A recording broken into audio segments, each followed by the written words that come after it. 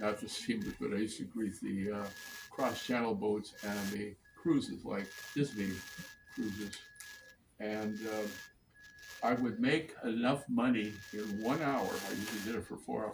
1 hour to go to Mr. Ning's and have lunch. Almost every day I had lunch or dinner at Mr. Ning. How many years was Mr. Ning's in business? I think about 7 or Longer than about 12. I should have brought that. Mm. I have the I didn't I wasn't ready to give addresses, but Okay. it was probably around 10 years, but it was the longest lasting. They had a lot of different Yep. No, I. places, you know, uh, down the Appleseed and a lot of other places that were there. Now, Mr. Ning's was right over here at the Atwater, where you see it all blocked off, and it looks like they were planning to make it PK, Philip Knight Wrigley restaurant, but they never did. So, anyway, so I really really loved Mr. Ning. I didn't really love it just for the food, but they were so accommodating. They would come and sit with me at my table. Um, if anyone didn't pick up their, they call in and say, I want to order some food to go. If they didn't come, they would give it to me. They would have me over for the holidays when they closed it was just a really nice place. And that was, at that time, the only Chinese restaurant. The other Chinese restaurant that they had was the Jade Pagoda. And but it was long before that. That was a long time. That's over where Trailhead. huh? Trailhead. Trailhead. That's now where the trailhead is. Mm-hmm. Now, before that, they had a place called Prego's, and it is where the pancake party. Thank you. Help me. I'm too much information. I've been doing that all day, and my brain is. I'm back to 1920s at my research, so I'm trying to. Okay, so that was Prego's. It was obviously an Italian restaurant. They had great food. Sometimes they would have the 2-for-1 for the Islanders. They would give you 2 meals for one if you were an Islander and you came in.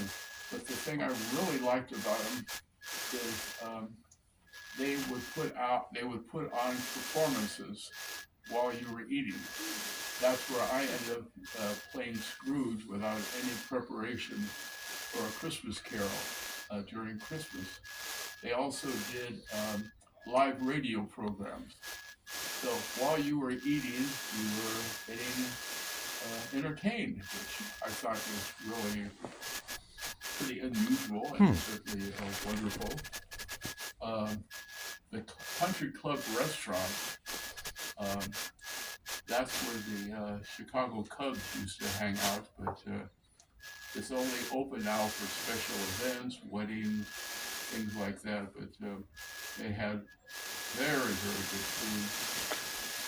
Packy Oldfield, as we talked about last time, used to own it with his POE, Packy Oldfield Enterprises. And so he had me take people up there in a trailer, tram up there for free. And because he said, I know when you get up there or while you're up there, you're going to tell them about how wonderful Catalina is. You can give them all the details. And then on the way back, I would ask him, how did you like the food? And then I would report to him about the good and the bad food. But he only owned it for a couple of years. Oh, no, but that was when I Oh, well, I'm sorry, because it started in the early 50s. Oh, I know. And the bar was there from the 30s. Okay, but And I this is- wasn't around I then. know, okay, you weren't around. Okay. This is. You only remember Packy. You don't remember anything else. That's where everybody always had their parties, the big parties. This is at the country club, right? Yeah. Where that bar area they were still using for a while ago. It's closed now. Do you know why it's closed now? Why? They opened the Avalon Grill and Oh, they yeah. didn't have a water allotment, so they They took closed theirs. that to Oh. use the water, which is why PKW isn't open also. They use that water for the That's interesting. And now water is 40% more expensive every month too. 60% Mhm. in June. Yeah, now Yep. it went up 38 last Mhm. year. Now it's going to go up another 60. Yep. Okay, then I just have two more, and then I want Sandy to take over because No, you go ahead. Yeah, just enjoy. You know, I'm not going to hit every restaurant in those days. At the country club restaurant down below, they had what they called the wine cellar. Now, it was, as far as I was concerned, was phenomenal. Mhm. They had a giant wheel of cheese that you could cut up. But the most important thing they had is they had the rosin potatoes. They had a big barrel of cooking, rosin bubbling. Then they would take a potato, throw it in. Then when it came to the top, they would scoop it out, and then they would cover it in And cheese. aluminum foil. Oh. And it had a phenomenal taste. I've never tasted anything. But by the way, just so if you want to try it yourself, I found out how you can make the taste pretty much the same. I found Recipe? Huh? Recipe? well, no, it's not. No, I don't have rosin, but I mean you can get the same. When you say rosin, what does that mean? Huh? What is rosin? What do you mean by that? What is rosin? Like the thing that athletes use. Oh. I know I'm asking Oh, him. Oh. I mean, that's Or what was it the rosin- I mean, what is it? What is Yeah. That they use for athletes for, keeping Yeah. that grip level? Yeah, yeah. Yeah. Really? I guess That's so. not edible. Okay. That's why I was asking. Yeah, I was going to say you That's can't. what that You're describing poisonous potatoes. Okay, I'm trying to It's not think of tasty. the Not poisonous. name that I liquid. Rosin is powder of the sap, usually. Originally, rosin was a powder of the sap. I was powdering. Yeah. Yes, or what you put on your pool cue to make it have contact with it. Oh, that's right, Yeah, right. but that's Uh, or it's resin and stuff like that. But what is? I'm just curious. Sap Oh, I- resin. Okay, it was Wait, is that what it is? liquid. And if you boiled it and then put it in tin foil, that Forget wouldn't about have it. any We won't- taste. We won't steal the Okay. recipe. Very good. So anyway, also they had the upstairs place. Now that is now where Steve's is, and it was basically seafood. And what they had was this cheese potato that they would cook, and Hmm. I just thought it tasted. And then, then I'll finally, and then I'll hand it over to Sandy. I had the Catalina, or the Casino Dock Cafe, which is right across from the casino, where At the dock. that's the dock. That's the reason they call it Casino Dock. Yep. Yeah, very good. Now, as far as I was concerned, they probably had the best fish and chips I've ever had. They would play music. You would go inside and they would sell things, which they still do. That little shop with odors come in and buy things. And anyway, that's my list. Okay. And while Sandy's talking, I'm going to try to think of the stuff you could Yes, put in the I'm very potatoes. curious. I'm curious about that. Well, you remember more than you admit to, course, then, we'd ask you to because go around. that's when J.J. Feinberg, he did the wine cell.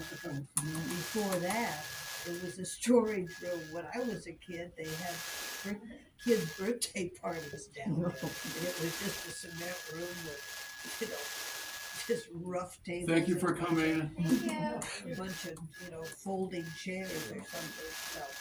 That was different, but that was going on before. But I Back- mean, that was the place that everybody had the big, celebration.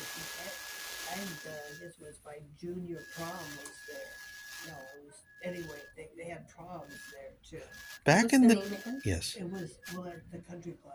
Oh, that one. Yeah, Okay, was that the and country club? so the you know, the wine cellar was, and that was a storage room for food and stuff. But Yeah. they did have, you know, parties. kids parties there.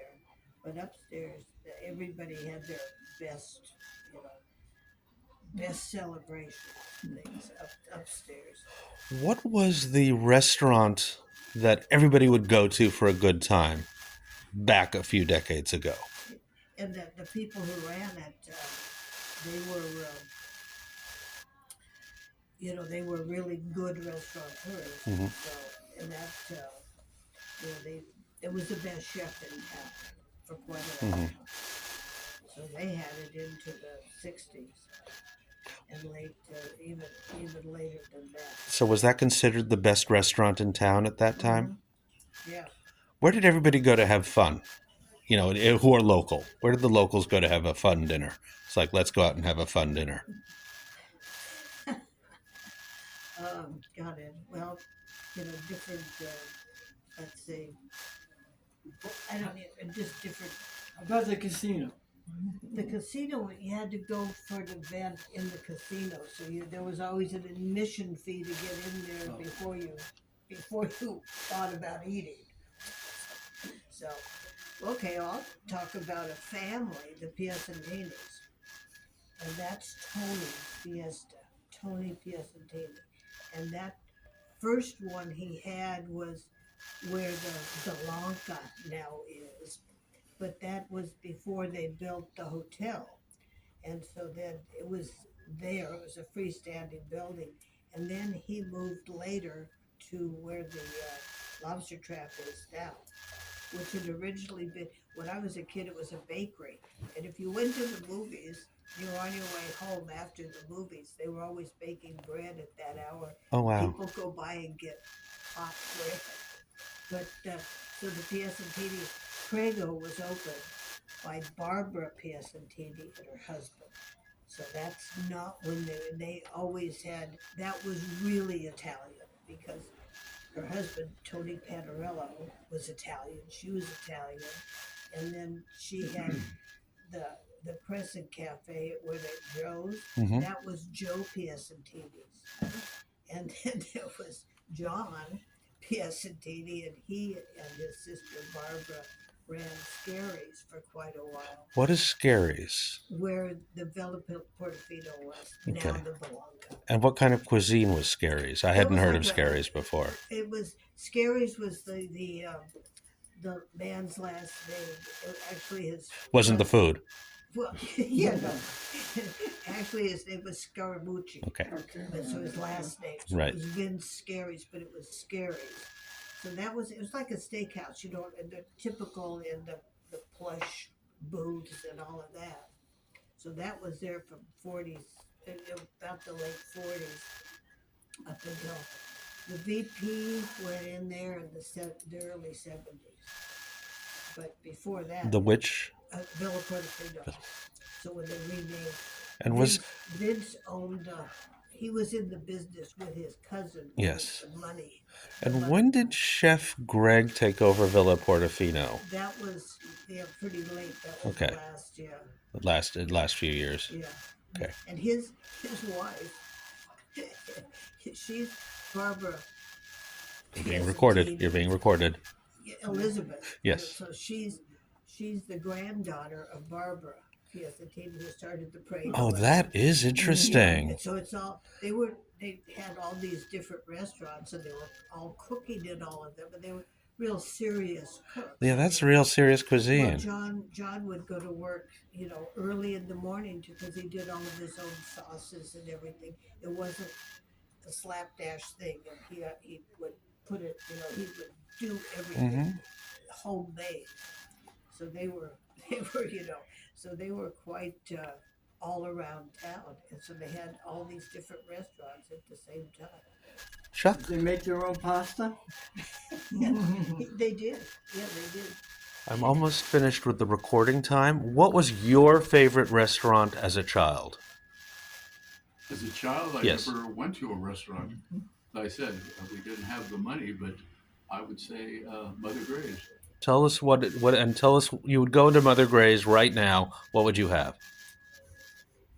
If it wasn't coffee, I would probably